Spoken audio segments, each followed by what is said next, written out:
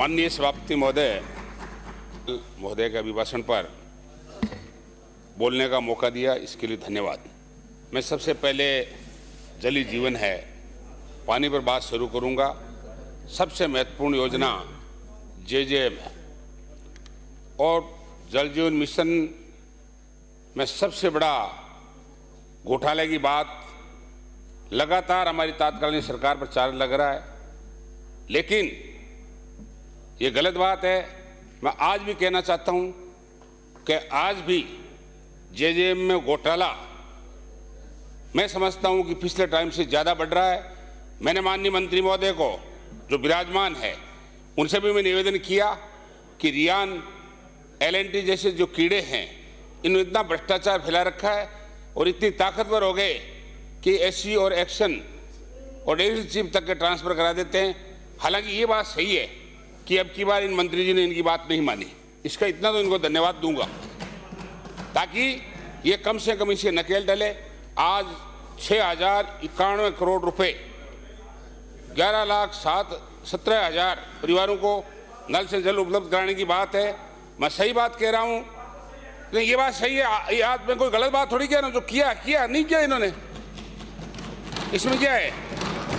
लेकिन हाँ थे, डटो अरे जोगाराम जी डटो, जोगाराम जी डटो।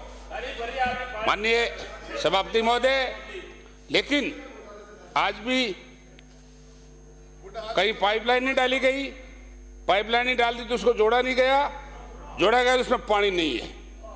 नलों जहां कनेक्शन हो गया 50% पानी मिलता है। मैं चूरू जिले की और बीकानेर रेंज की बात करता हूं, उसमें बहुत स्पष्ट है कि पानी नलों में ही रहता है और पैसे करोड़ों रुपए सरकार के खर्च हो गए। इसमें सुधार की आवश्यकता है। इसलिए मैं मांग करता हूं सरकार से कि इसमें समय रहते हुए सुधार किया जाए और रियान जैसी कंपनियों पर नकेल कसी जाए, नहीं तो इसमें आपकी सरकार भी बदनाम हो जाएगी। इसमें कोई शक वाली बात नहीं है, क्योंकि ये भी स्क्रू शुरू हो गए। इसके अलावा मैं ये कहना चाहता हूं कि आज PhD में कर्मचारी लगातार रिटायर हो रहे हैं। एक भी कर्मचारी आज की तारीख में हर सब डिवीजन में 4 या 5 या 7 कर्मचारी से ज़्यादा नहीं बचे। आप कह रहे हो कि हम 4 लाख लोगों को भर्ती करेंगे, 4 लाख लोगों को रोजगार देंगे, तो आप PhD में भर्ती करिए। जितनी चपरासी की आवश्यकता है उससे 4 गुना पानी के कर्मचारियों की भी आवश्यकता है। ये जनहित की बात कह रहा हूं मैं, इसलिए पानी अगर पिलाना है तो कर्मचारियों की भर्ती भी करनी पड़ेगी। इसके अलावा आज मोटर नहीं है, पंप नहीं है, वो केबल नहीं है और बार बार मोटरें जलने की शिकायत आती है। जहाँ रीजनल स्कीमें हैं वो तो 15-15 दिन तक बंद रहती है, लोकली शोर से 7-7 दिन बंद रहते हैं। यही हालात अगर रहे तो आने वाले वक्त में पानी का संकट खड़ा हो सकता है। जहाँ तक पानी रिचार्ज का प्रश्न है धरती में, उसके लिए आपको जल ग्रहण की योजना कंटिन्यू जारी रखनी चाहिए, ताकि जितना पानी दोहन हो उतना पानी धरती में वापस भी आए। नहीं तो ये बड़ा लगातार जो ट्यूबवेल सूख रहे हैं इनमें और ज़्यादा स्थिति खराब होगी। अब जो ट्यूबवेल सूखे हुए हैं उनको मैं चाहूँगा कि उनकी जगह नए ट्यूबवेल तत्काल स्वीकृत किए जाने चाहिए। आज एक गांव में 2 शोर से दोनों एक साथ सूख गए तो इतनी लंबी प्रक्रिया है कि मंत्री जी तक आना पड़ता है, तब जाकर के वो सैंक्शन होती है, उसमें 2-3 महीने लगते हैं। ऐसी कोई अल्टरनेटिव व्यवस्था गांव में नहीं होती, कितना बड़ा संकट खड़ा होता है। ऐसी स्थिति में चाहूँगा कि ये व्यवस्था भी की जानी चाहिए। इसके अलावा डाणियों में अब तक अपनी योजना में डाणियों में JJM में जो रिकॉग्नाइज डाणियाँ है उसमें अभी तक लाइन नहीं डाली गई है, और डाली गई है तो उसको जोड़ा नहीं गया है। टंकियाँ जो बनी है उनको जोड़ा नहीं गया है। आज पिछले 2 साल से जो टंकियाँ पूर्ण हो गई उसमें 1 गुट का पानी नहीं है और टंकियाँ टूटने इस गर्भ जा रही है। GLR बंद कर दिए, रिपेयरें बंद कर दी, ये कौन सी बात हो गई? उनको जब स्टोरेज को आप ठीक नहीं करोगे तब तक पानी की व्यवस्था सही नहीं हो सकती, और स्टोरेज के लिए कोई व्यवस्था नहीं होती है तो पानी का संकट रहेगा। और सबसे बड़ा काम जल ही जीवन है, इस पर चलना जरूरी है। इसके अलावा मैं विद्युत की बात करना चाहता हूँ। आपने भले ही बोला है कि परसा ईस्ट कांटा बासन कोल ब्लॉक से कोयले खनन पुनः शुरू हो गए और आपने 35,131 मेगावाट की ऊर्जा उत्पन्न करने की बात कही है। लेकिन आज किसान को 4 घंटे से ज्यादा बिजली नहीं मिलती। मैं सही कह रहा हूं, गलत नहीं कह रहा हूं। ट्रिपिंग इतनी है, मेरी बात सुन लो, इतनी ट्रिपिंग है, हाँ इतनी ट्रिपिंग है कि 6 घंटे का ब्लॉक 12 घंटा पूर्ण होता है और रात भर किसान इंतजार करता है। आप कह रहे हो कि हम 27 तक, नो 27 तक हम किसान को दिन में बिजली देंगे। आज मेरी सुन लो, 10% से ज्यादा दिन में बिजली नहीं मिल रही है। रात को कितनी जबरदस्त ठंड पड़ती है, किसान पूरी रात ठिठुरता है और उस पाइपलाइन को बदलता है। आप और हम सबको मालूम होना चाहिए। हालांकि बिजली मंत्री जी यहाँ नहीं है, बिजली मंत्री जी नहीं है, बिजली मंत्री जी तो सब खाली कर दिए, एक्शन खाली कर दिए, कोई ज्वाइन नहीं कर रहा है और पड़ी है व्यवस्था। इसलिए मैं कहता हूं कि राजस्थान की आवश्यकता है। जहां 132 पर ट्रांसफार्मर चल गए, 132 100 एमवी ट्रांसफार्मर पड़ा है। उसके साथ साथ 200 जीएसएस पर ट्रांसफार्मर जला पड़ा है। कई बार कहने के बावजूद भी ट्रांसफार्मर नहीं लगे, जो एग्रीकल्चर बेल्ट है, किसान को 7 ट्रांसफार्मर नहीं मिले। आप कह रहे हो कि बिजली बहुत कुछ कम कर रहे हैं, हालत बहुत खराब है, पोल है, लाइनें नीचे कट रही है।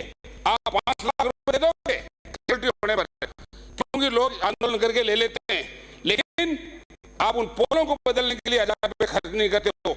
इस व्यवस्था को बदले, लेकिन क्या है नहीं, भाषण देके जाएंगे। ये मेरा निवेदन है कि जो भी बात सुनने, इस पर गंभीरता से विचार किया जाए।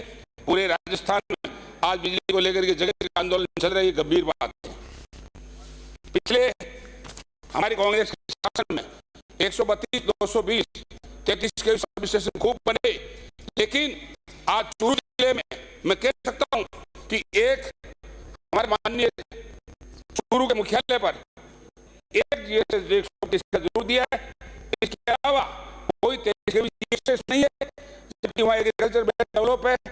132 नहीं है, 220 नहीं दिया है। रतनगढ़ जो पूरे चूरू जिले का हब है, उस 400 एमवीए का उसमें उस पर 400 केवी का वो बिजली घर है, लेकिन उसके ऊपर आज ट्रांसफार्मर नहीं है। एडिशनल ट्रांसफार्मर के लिए 2 साल से रीज रहे, इस कारण से पूरा जिला प्रभावित है। इसलिए बिजली को बहुत गंभीरता से लिया जाना चाहिए। लगातार मांग कर रहे हैं कि हर विधानसभा क्षेत्र में कम से कम 2000 डाणियां ऐसी है। तो लोग गाँव में इसलिए नहीं रह सकते कि आबादी विस्तार बंद है, जमीन नहीं है, लोग डाणियों में रह रहे हैं, एग्रीकल्चर बेल्ट है। उनको रेगुलर स्कीम में राजस्थान सरकार को कनेक्शन देने चाहिए, लेकिन ऊंट के मुंह में जीरा दे रहे हैं। वही आरडीएसएस हम दे रहे हैं। 2019 और 20 के बाद एक भी कनेक्शन नहीं किया। और आप सरकार ने दावा किया है, लेकिन क्या घरेलू कनेक्शन दिए, सिर्फ आबादी में दिए, कोई भी कनेक्शन इन्होंने डाणियों में नहीं दिए, कोई भी कनेक्शन आबादी क्षेत्र के आर बार के एरिया में नहीं दिए। जो भी एग्रीकल्चर प्लॉट पर बस गया, करोड़ों रुपए, लाखों रुपए पैसे खर्च कर दिए, आज उसको बिजली नहीं मिल रही है। उसको अधिकार नहीं है बिजली लेने का। जो सरकार बिजली और पानी देने में सक्षम नहीं है, तो आपको पता है उसकी क्या हालत होती है। इसलिए बिजली को बहुत गंभीरता से लिया जाना चाहिए। मैं लंबी बात नहीं कहते हुए आगे मैं ये भी कहना चाहूंगा कि सबसे बड़ी बात स्वास्थ्य सेवाएं। माननीय मंत्री महोदय विराजमान है। माननीय मंत्री जी, जिला हॉस्पिटल जैसे आज 30% पद भरे हुए हैं। मेरे यहाँ जिला हॉस्पिटल है जिसमें 45 में से आज सिर्फ 20 डॉक्टर है, वो भी स्पेशलिस्ट नहीं है। आपको मिलकर के मैंने 10 बार कहा, कई नाम भी दिए, उनका आपने तबादला तक नहीं किया। चलो नहीं किया तो नहीं किया तबादला, लेकिन कम से कम मेरा आपसे निवेदन था कि इन हॉस्पिटलों को भरा जाए। लोगों की हालत बहुत खराब है। जिला हॉस्पिटल की बात कह रहा हूं। रही बात तहसील है मेरी राजलदेसर, सीएचसी है उसमें आदर्श, उसमें एक डॉक्टर बैठा सिर्फ 7 में से। मैं ये निवेदन करना चाहता हूं कि स्वास्थ्य सेवाएं की हालत बहुत खराब है और साली खाली पड़ी है। ग्रामीण क्षेत्र में कोई डॉक्टर नहीं रहता। इसके अलावा मुख्यमंत्री चिरंजीवी योजना हमारे कांग्रेस के गहलोत साहब के समय में शुरू की। आपने मुख्यमंत्री की दूसरी योजना आपने जो